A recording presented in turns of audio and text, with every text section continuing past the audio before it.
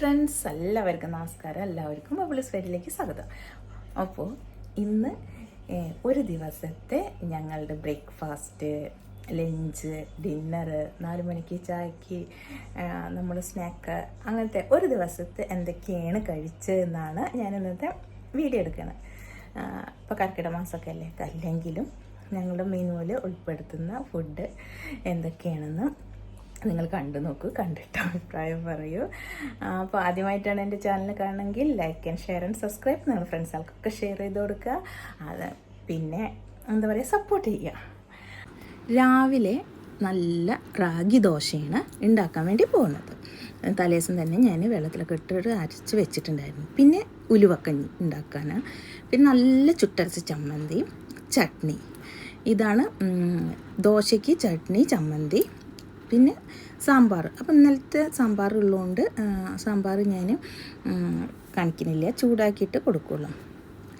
പിന്നെ നല്ല നെയ്യൊഴിച്ച് പൊടിയൊക്കെ ഇട്ടിട്ടുള്ള നമ്മുടെ റാഗി ദോശയാണ്. നല്ല ഹെൽത്തി ആയിട്ടുള്ള ദോശയാണ്.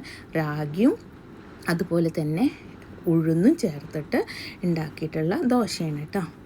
നല്ല പൊടി നിങ്ങൾക്ക് ഉണ്ടാക്കാൻ, നല്ല റാഗി എടുത്തിട്ട് നിങ്ങൾ ദോശയ്ക്ക് എങ്ങനെയാണ് എടുക്കുന്നത് അതുപോലെ തന്നെ റാഗിയും ഉഴുന്നും എടുത്തിട്ട് തലേ ദിവസം ആട്ടി വെച്ച് അതിന് ശേഷം പിറ്റേ ദിവസം ദോശ ഉണ്ടാക്കി, ഇഡ്ഡലി ഉണ്ടാക്കി ഒക്കെ നല്ല സൂപ്പർ ടേസ്റ്റാണ്. നല്ല പൂ പോലത്തെ ഇഡ്ഡലി കിട്ടും.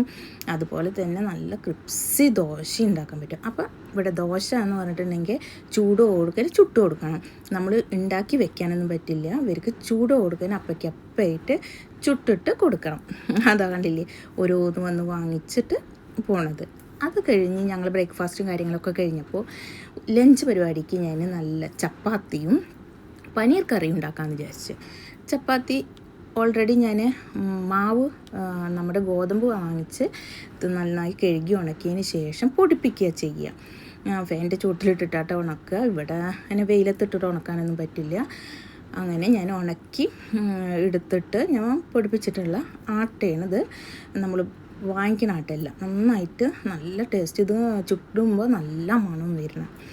പിന്നെ അടുത്തത് നല്ല പനീർ കറി ഉണ്ടാക്കാമെന്ന് വിചാരിച്ചു. അപ്പോൾ ഞാൻ അതിന് പനീറിൻ്റെ മസാല ഞാൻ ഓൾറെഡി ഇവിടെ റെഡിയാക്കി നമ്മുടെ പാലൊക്കെ ചേർത്ത് കലക്കി വെച്ചിട്ടുണ്ട്. പിന്നെ തക്കാളിയും കുറച്ച് ഉള്ളിയും സവാളയും, ഒരു സവാളയും 2 തക്കാളിയും കൂടി അരച്ച് പേസ്റ്റാക്കി വെച്ച്, മല്ലിച്ചപ്പുണ്ട്, പിന്നെന്താ പനീർ കട്ട് ചെയ്ത് വെച്ചിട്ടുണ്ട്.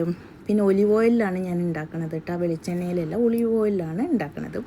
അപ്പോൾ അത് ഇത് ഒഴിച്ച് കൊടുത്തതിന് ശേഷം അതിന് വെള്ളമൊക്കെ വറ്റി നന്നായിട്ട് എണ്ണ തെളിഞ്ഞ് വരുമ്പോൾ നമ്മുടെ ഇതിൻ്റെ മസാല കൂട്ടുകൾ ഒഴിച്ചു കൊടുക്കുക. എന്നിട്ട് നന്നായിട്ട് ഒരു പച്ച മണം ഉണ്ടാവും. ആ മണം മാറണം, നമ്മുടെ മസാലയുടെ ഒരു മണമാണ്. ആ മാറി നല്ല മണം വന്ന് തുടങ്ങും. ആ പച്ചമണം പോയിട്ട് ആ സമയത്ത് നന്നായി കുറുകി വരും ചെയ്യും കേട്ടോ.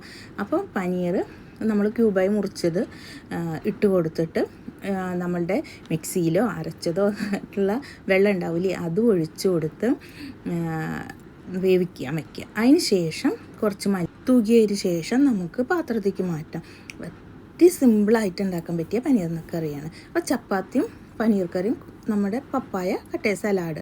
ആച്ചി ട്യൂഷൻ കഴിഞ്ഞ് വരുമ്പോഴത്തേനും ഈവനിങ് സ്നാക്കായിട്ട് പഴംപൊരി ഉണ്ടാക്കി കൊടുക്കാമെന്ന് വിചാരിച്ചിട്ട് പഴംപൊരി തയ്യാറാക്കുകയാണ്. അതിന് ശേഷം വേണം ഡിന്നർ ഉണ്ടാക്കാൻ വേണ്ടിയിട്ട്. ചായ കുടിച്ചതിന് ശേഷം ഞാൻ ഡിന്നർ ഉണ്ടാക്കാൻ വേണ്ടി പോവാണ്. നല്ല പനീർ ഫ്രൈയും വാക്കോമോളി സലാഡുമാണ് ഇന്നത്തെ ഡിന്നറിന്. അതൊരു 8 മണിയൊക്കെ ആകുമ്പോഴത്തേനും കഴിച്ചിട്ട് നമ്മൾ ബാക്കി പരിപാടികൾ നോക്കും. അപ്പോൾ അതിന് വേണ്ടിയിട്ട് ഞാൻ ഉപ്പും മഞ്ഞൾപ്പൊടിയും എടുത്ത് നന്നായി തേച്ച് പിടിച്ച് പനീറിൽ തേച്ച് പിടിപ്പിച്ചതിന് ശേഷം കുറച്ച് ഒലിവ് ഓയിൽ ഒഴിച്ച് എന്നിട്ട് ചട്ടി നല്ല ചൂടായതിന് ശേഷം അതിലേക്ക് പനീർ ഇട്ടിട്ട് തിരിച്ചും മറിച്ചും ഇട്ടിട്ട് ജസ്റ്റ് ഒന്ന് ഫ്രൈ ചെയ്തിട്ട് എടുക്കുക. എന്നിട്ട് വാക്കോമോളി സലാഡിൻ്റെ ഒപ്പം, അല്ലെങ്കിൽ വേറെ ഏത് സലാഡായാലും കുഴപ്പമില്ല. ഇന്ന് ഞാൻ വാക്കോമോളി സലാഡാണ് എടുത്തിട്ടുള്ളത്. അങ്ങനെ രുചികരമായിട്ടുള്ള ഡിന്നറും കഴിച്ച് പിന്നെ ഒരു അടിപൊളി സിനിമ കാണാതിരിക്കട്ടെ. ഒരു ദിവസത്തെ ഭക്ഷണ രീതി ഇങ്ങനെയാണ് ഞങ്ങളുടെ. അപ്പോൾ നിങ്ങളെല്ലാവരും കണ്ടല്ലോ, ഇഷ്ടമെങ്കിൽ ലൈക്ക് ചെയ്യണം കേട്ടോ. അപ്പോൾ DNA മൂവിയാണ് കേട്ടോ കാണാൻ പോണത്.